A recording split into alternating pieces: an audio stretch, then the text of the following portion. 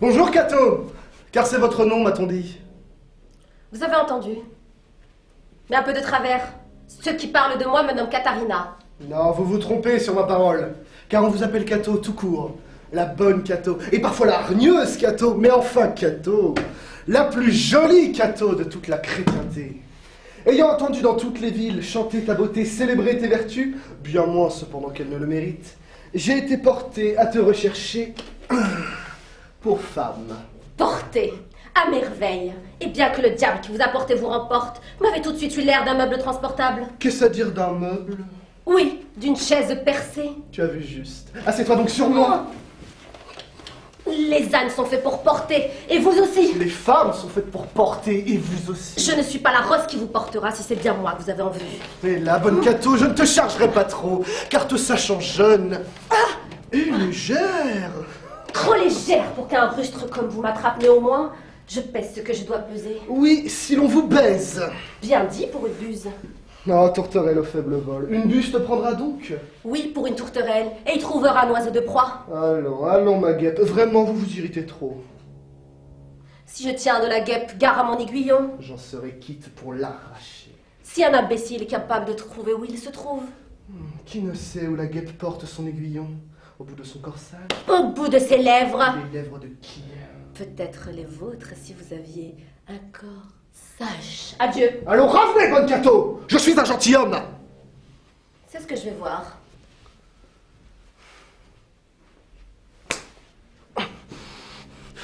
Je jure que je vous le rendrai si vous recommencez. Vous y perdriez vos armes.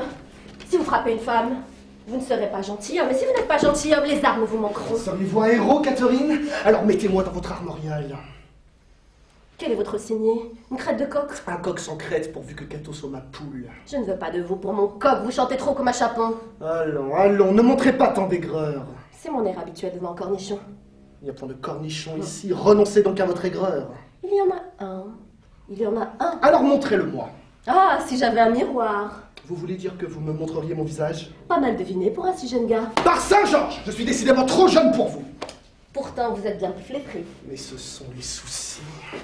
Je ne m'en soucie guère. Allons, en vérité, vous ne vous échapperez pas ainsi. Laissez-moi. Si je reste, je risque de vous exaspérer. Mais non, pas du tout.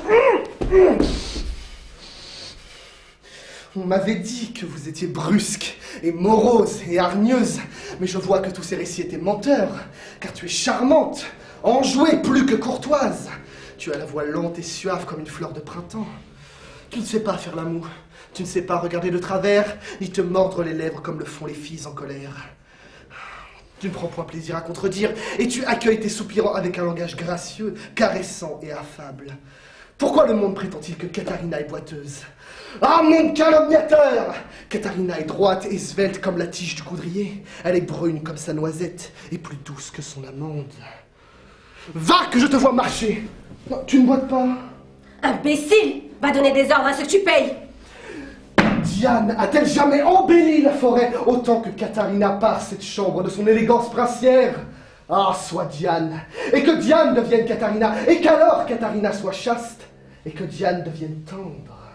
Où avez-vous étudié tout ce beau discours? C'est un impromptu né de mon esprit. Il faut que l'auteur ait de l'esprit pour que l'œuvre en ait. Ne suis-je point spirituel? Oui. Alors, tenez-vous. Chaudement. Morbleu, c'est mon intention, suave Catherine. Dans ton lit